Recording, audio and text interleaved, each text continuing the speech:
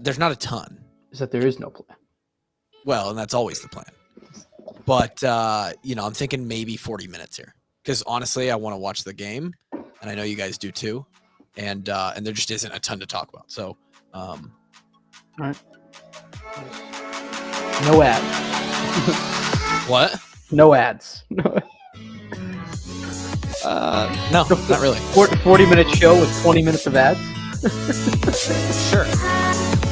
Gotta pay the bills.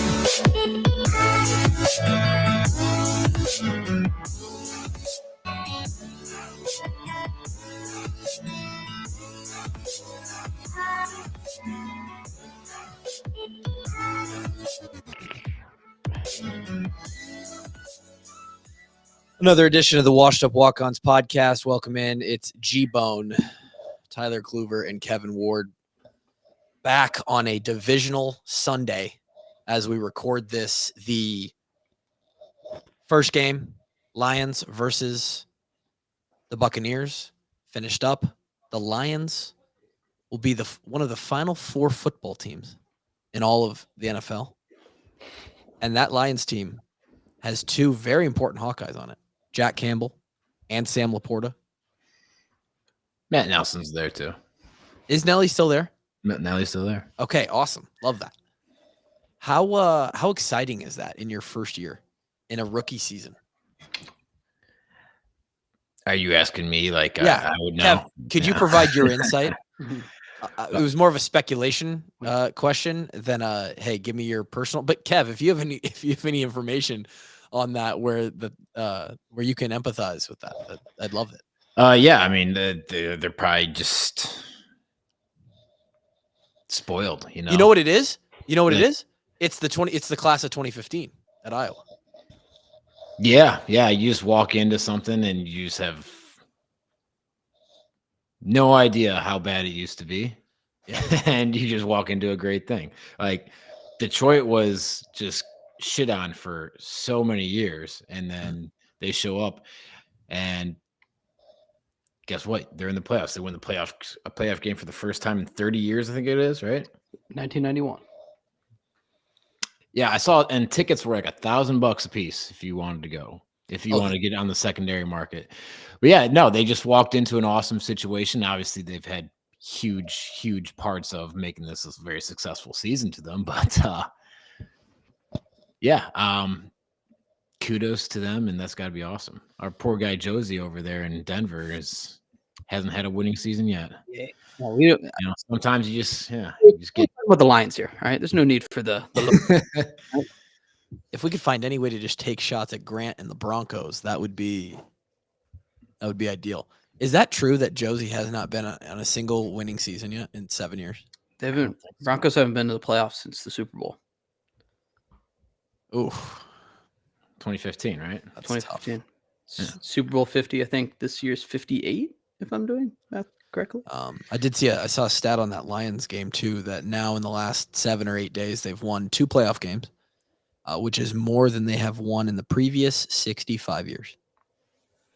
So they must have gone another 30 years in between their 91 win and the one before that. Not ideal. That is, talk about tough to be a fan. That is tough. And you know what? The fans, I think they understand that, and that's why they were all juiced up about this. Juiced. That, and on top of that, it's just going to help them to forget the fact that the Pistons might be the worst basketball team in history. If it was like a trade scenario, though, I think Detroit fans overall would trade Lions NFC Championship appearance, Michigan national title for bad Pistons season. Yeah, they're doing okay up there in Michigan. I think the Pistons are the least of their concerns right now. I don't think anyone. I feel like that's one of their teams, though. I feel like it goes Red Wings, Pistons, then Lions and Tigers. Well, they've also seen the Pistons win win the finals this century. It's true, but I just feel like Detroit, that's how they'd rank their teams. Like, Chicago is obviously it's a Cubs town. St. Louis is run by the Cardinals. Well, I guess the Rams left there anyway.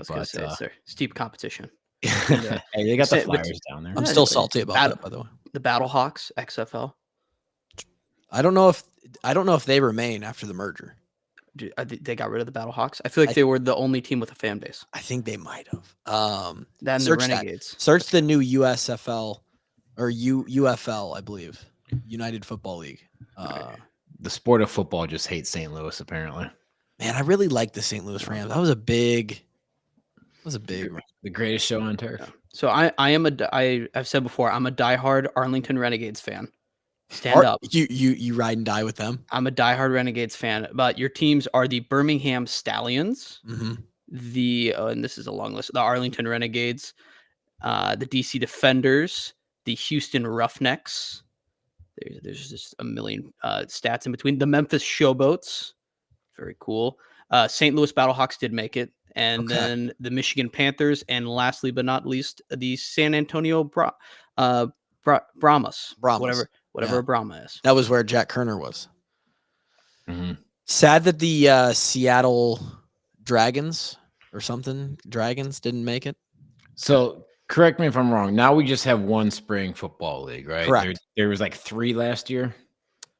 There was at least 2, the USFL, United States Football League, and then Oh. XFL, which is the one that The Rock owned. Have merged. And they merged and Yeah. took, I don't know how they decided on the teams. It obviously depended on like the cities and the markets, but they took 4 teams from each side and those are now the 4 teams. And I believe in both of those leagues, they were working off, I know we talked about it last year. They were working off like 1-year contracts intentionally because the goal is to feed the NFL basically and like sort of advanced careers. And so, There's been a handful of guys that have gotten roster spots from those Yeah. leagues. Yeah.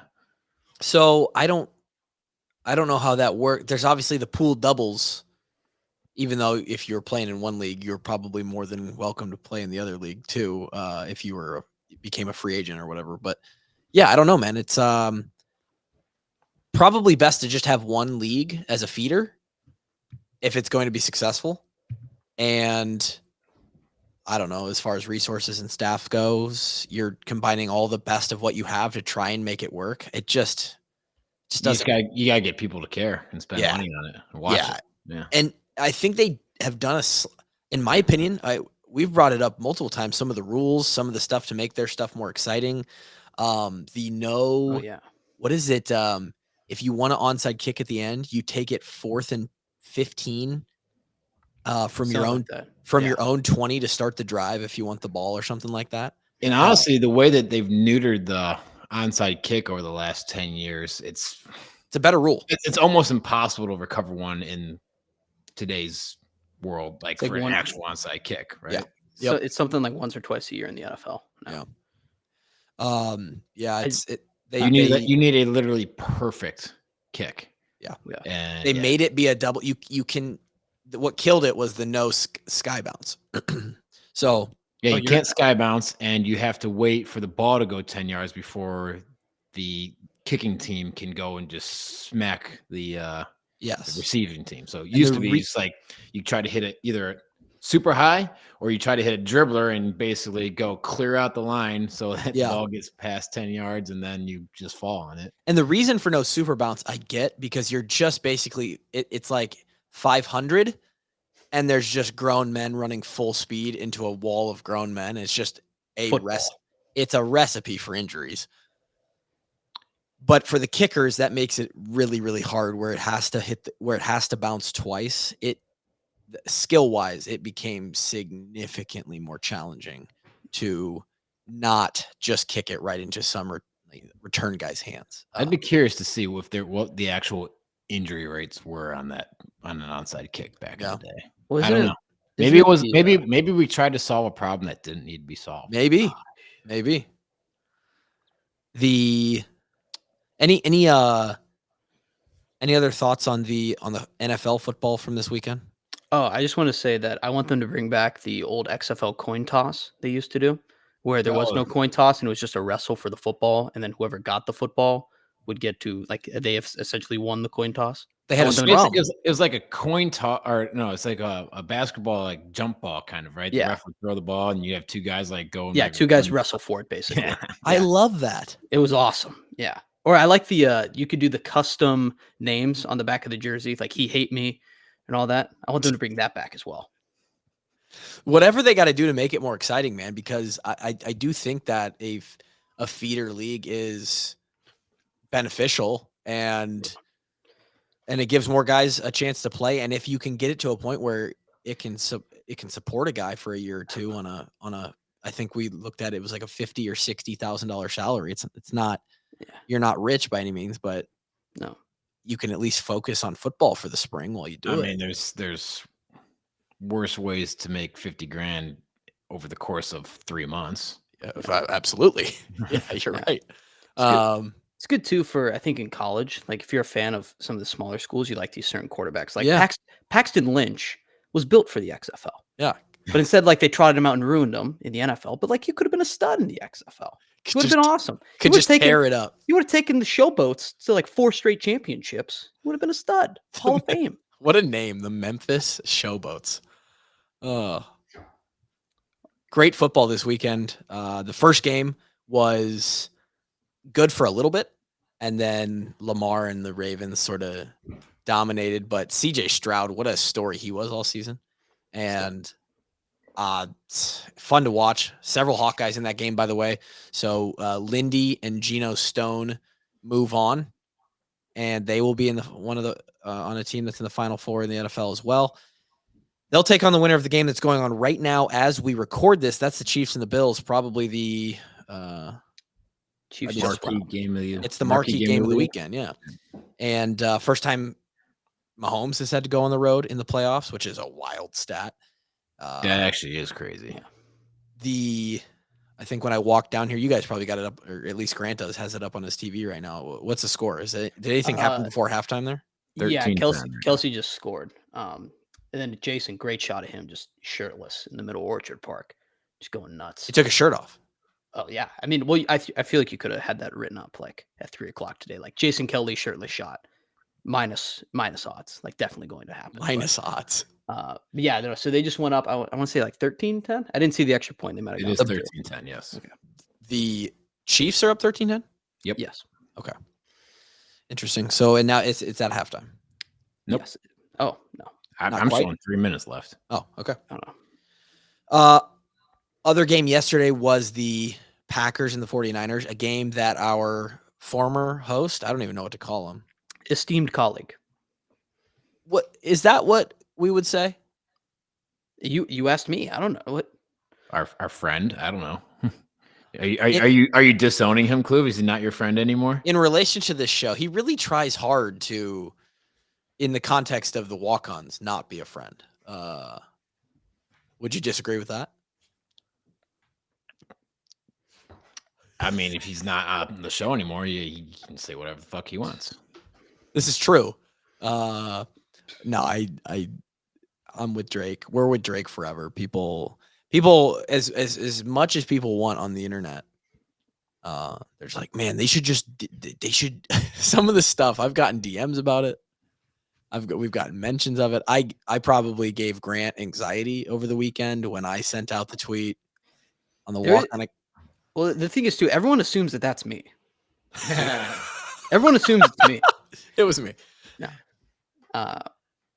Yeah, but it was kind of funny because all that stuff. It was the first time ever that like some of my roommates, they're on Twitter, but it was the first time ever anyone's come up and be like, "Yeah, hey, why is everyone mad at your friend Drake?"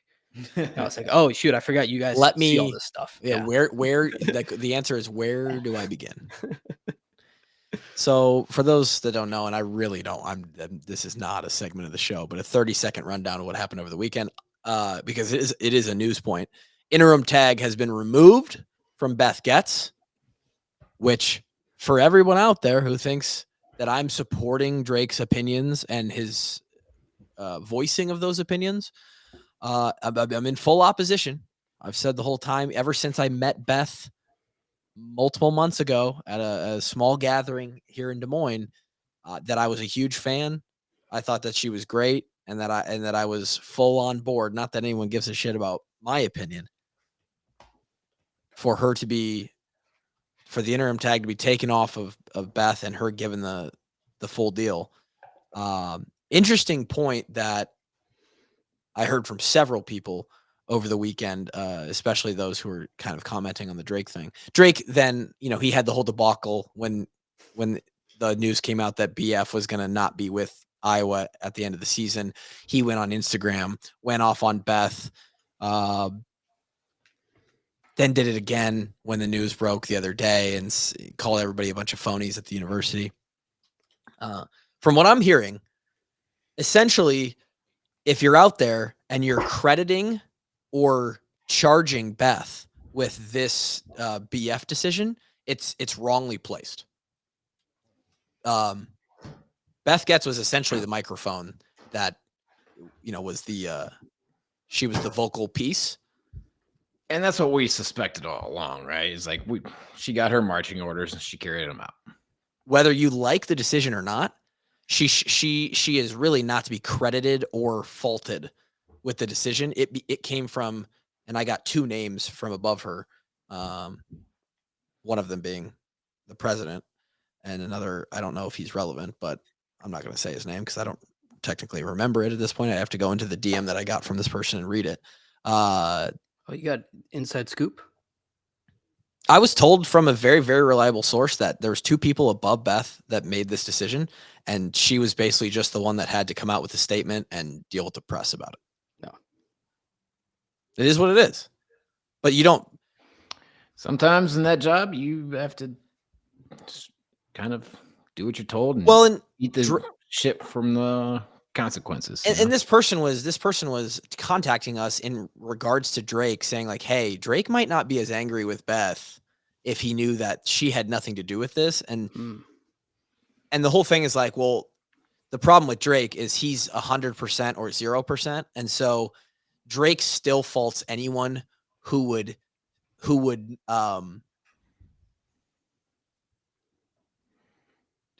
in Drake's mind, Beth's course of action should have been to tell whoever it was, the higher ups, that they should come out and they should say it then. And that she will not be the mouthpiece of a decision that she did not make herself. And maybe some. No, and that's the exact point of view from someone who's never had a job in their fucking life. Right. And that is, but I think there's a small amount of merit to it though, Kev, right? Like, no, not. You work in the real world, you have a boss who tells you go do this. You go do it, all right? You're not going to, especially in her position. If you want to keep your job and if you want a good relationship. You're not going to put your $1 million a year job on the line for a guy you've known for less than a year. Well, and that's the thing is BF didn't mean anything to her, right? But in Drake's eyes, he sees Beth as someone who's laying down and just carrying. I believe the word he used was a sheep. And it's like, well, that sheep kind of wants to stay employed in the pasture, buddy. Like, and he just doesn't care. He thinks that if you're someone that will do that, then you're weak and you're a sheep. And that's Drake's opinion. It is what it is. Beth didn't have anything, any reason to not, to go to do anything other than what she did. Anyway, she was appointed the official athletic director of the university.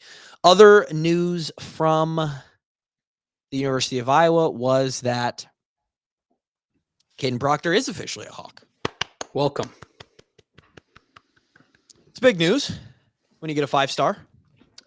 Big as in he's a very big man. Dude, he's so large. He's so big. Kevin, did you see? I know you're not nearly on Twitter. Tristan? I think so. I think he is. Big. Yeah. Now, Tristan, again, and this was from his mouth on our podcast. Shout out to Tristan, by the way. Played a great game. Bucks obviously won't be advancing. It's tough when it gets down to these. I'm sure, Kevin, you feel the same way. It's tough when it gets down to the final teams and there's Hawks on both sides and you're like, somebody's got to advance. Somebody has to go home. It's tough to see T Daddy go home, but he said he was 370 on the podcast last year. 370. You should not be that big and be able to move like that. That's just against the laws of nature. And supposedly, and by the looks of it, this Caden Proctor kid is bigger. I think he's bigger. I think he's bigger. And this isn't a snub on him by any means, because Tristan Wirfs is a godly human being who's probably going to sign a record offensive line deal in the NFL. Highest ever. He doesn't move like Tristan. He's No, he doesn't. No. Caden Proctor is 6'7", 360. Okay. That's so big. So it's fun to the amount of and I know that because there's so many people out there who don't have anything else better to do, and some people do have closer connections, or you're closer to the situation, we start to hear the rumblings in the Discord, oh, he's got somebody search the student directory. He's got an email, Caden-Proctor at uiowa.edu. He's in the directory, and then that gets posted.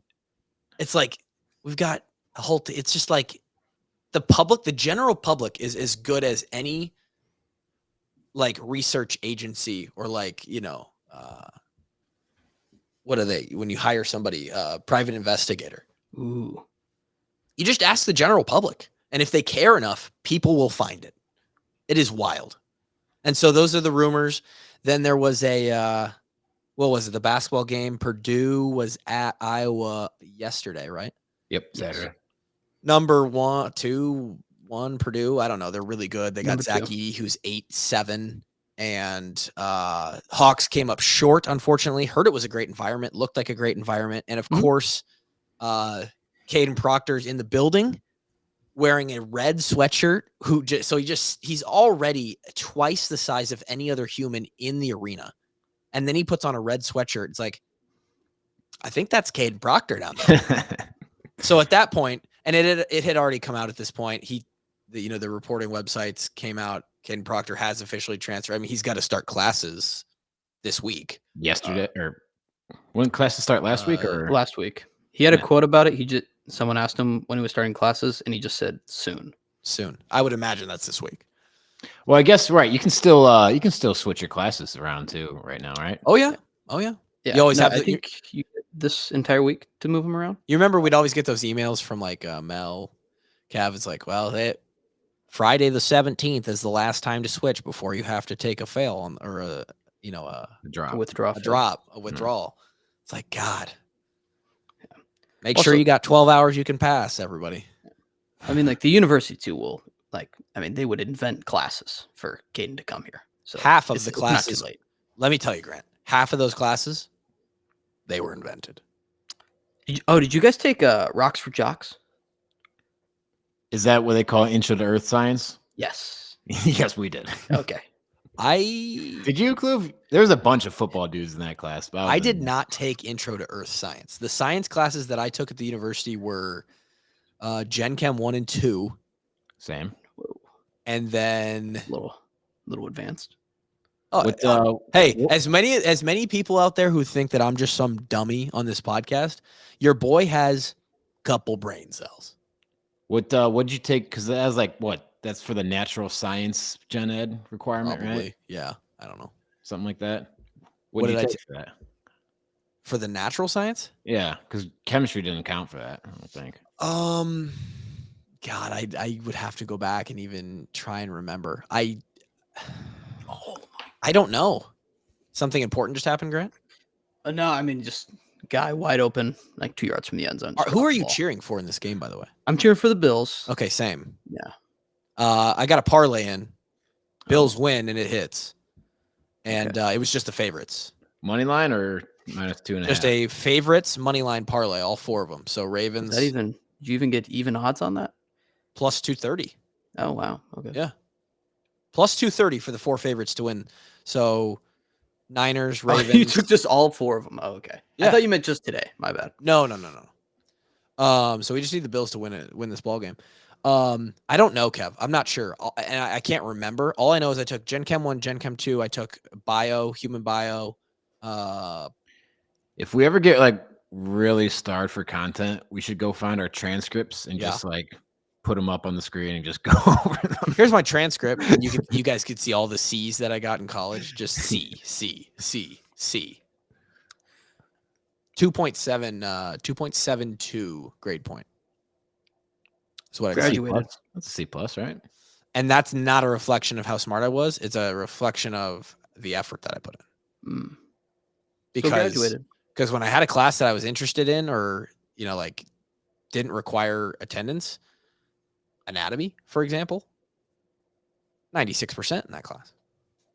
Kevin and I smoked anatomy. It's honestly one of my more favorite experiences from a college class. Just not go to class for 3 weeks. Then this test time when we spent, I think, 8 hours Straight in the players' lounge, straight, just cramming all the material. Test the next day and don't go to class for another 2 weeks. And then you don't have to deal with the class for another 3 weeks. Yeah. It was honestly an incredible format we had. Anyway, Proctor's in the I building. I still have I think nightmares from the How about the cranial skeleton exam. All the little insertions and you know what I did? I said fuck xiphoid process, man. Yeah. I just said screw it. I when we got to that one, I just banked that they weren't going to ask too many about all the little points and divots in the skull, and I was right because they didn't. How about them fat soluble vitamins though? Hey, A, D, E, and K. Yeah. Always doing epic kicks. Yeah. We had all these little like mnemonic ways to remember shit. No, Proctor's in the building. Hawks are playing a basketball game, and like the reporters that are there reporting on Iowa basketball are over swarming Caden Proctor, getting like a mid-game interview. Like, hey, why'd you transfer? Why Iowa? And it was like pretty clear in his answers. Like, and it's caused a little bit of controversy now as well, because in his answer, Caden says that when he was struggling early on in the season, Iowa, quote, reached out and told him they were proud of him. And this gets the internet in a tizzy about, oh my God, Iowa was in contact with Caden Proctor during the season. I believe, pretty sure what he was referencing was Tyler Barnes responded to a tweet, open forum, not directly to Caden, just simply saying, we're proud of him. He's going to be a great player. And it was just like something that Tyler Barnes said openly on Twitter, like week 2 or something. Plus, he was teammates with Xavier Wampa, too. Yeah. I imagine those guys still talked. And he was that's talking about what I thought it was. And he was talking about players. Yeah, he was talking about players saying, hey, you're doing great. Like, we're proud of you. Either way, he's a Hawk. And I don't think you have to be smart to understand that he probably going to step in and play left tackle for the Hawks immediately. Oh yeah. Any day one starter. Yeah. For sure. This Iowa offensive line will now have a 5-star left tackle, assuming he'll play left tackle, we'll just say, who got a full year in the SEC and played in the playoff under Nick Saban. The other 4 will be a mix of guys who have all been around for 3+ years. Mm-hmm. It will be a veteran offensive line. For the first time since like probably 2019. Mm-hmm. With like Alaric and the Paulsons and Tristan. Yep. Yeah. Yeah. So was it young Tyler Linderbaum? Was he on that offensive line as well? What year was this? He might have 2019. He might have played in 2019. Might have been his first year. I think it was. Yeah. So that was a good offensive line. The offensive line we've talked about has been an issue, right? And some people claim that that's the scheme. There's probably a little bit of truth to that. When defenses are really keyed in on your tendencies, it's tough when they're loading the box and there's more guys. I mean, right, Kev? Like defense is a numbers, or offense is really a numbers game, right, Kev? Some offenses, that's all they do is they play numbers games. Like, how many guys you got in the box? Okay, we're gonna run. How many guys you only got? Or you got 6 guys in the box? Okay, we're gonna throw the bubble route. And when you never have the numbers, it's really tough to run the ball. Like, yeah. And the reason they never have the numbers, if you never have the numbers, there's always somebody you can't account for, right? Sure. And it's a matter of, can you get enough space between the ball carrier and the unaccounted for man for him to make a move, right? Yep. And so if you're playing heavy boxes and you got safeties coming in quick, and they do a good job, that ball carrier don't have a whole lot of room to make a man miss. And the defense against Iowa recently hasn't had a reason to not load the box because our passing game has been weak.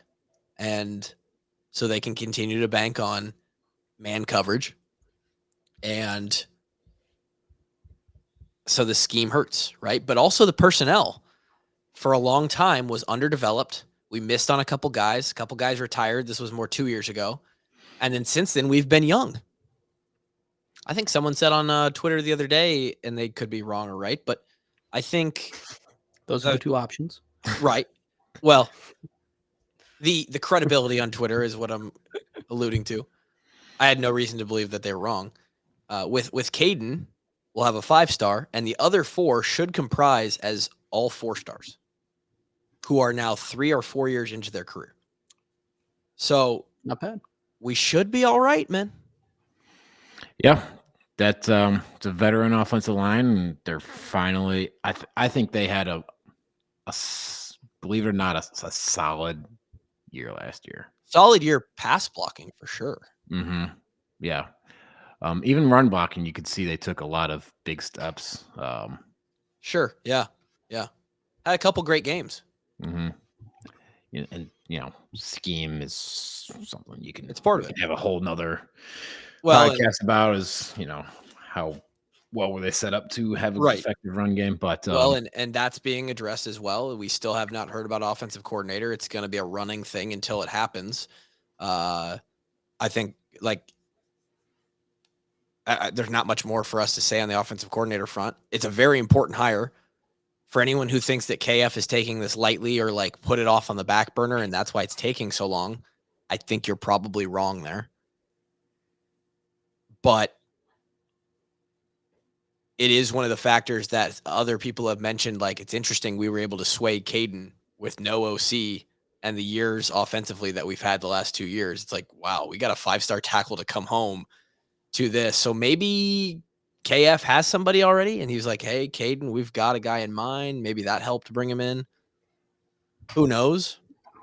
You would think it would be announced soon, though. I mean, we're 3 weeks in. Tomorrow, when you guys are listening to this, we start the 4th week of January. Guys have been back for a week. spring ball's in 2 months. 7 weeks. You have 7 weeks of school, spring break, and then spring ball starts. Yeah, so 2 months. So it's not a lot of time to have an OC get a system in place before you start teaching it to your players. Not only that, but start to make that connection with your players just on a personal level. Hey, here's who I am, and here, let's. Well, you got, as the OC, say you bring in a new offense, you got to teach it to your staff before your coaches. They can teach it to their players. Right? Yeah, that's half the battle, honestly. Hey, here's what we're gonna do. And not only do you need to understand that, but I need you guys to know how to then relay that to the players. There's a lot going on when you hire a new coordinator. So, speaking of coordinators, got a nice little text from Seth Wally Bear Wallace. Me and Kev did. You mean associates, head coaches? Right. True. Better than a coordinator. Always good to hear from the man. Always good. Funny that he just texted me and you too, and Drake wasn't included. He's like, well, to be fair, he wasn't. He mentioned that he listened to the podcast where we talked about it, and right. Drake wasn't on there, so I think I didn't get a text, so well, we'll get want to put you in that group chat. We'll get you in the text with Wallace. No, it's fine. When he becomes the official head coach, we'll get you in there. Merely joking, but go on. He every time he texts us, he's just like, love you guys. You guys are doing great. It's just it makes my heart so warm. I don't care if anybody gives me props or checks in on me, except for my family and Coach Wallace. That's all I need. All right, I'm gonna stop texting you.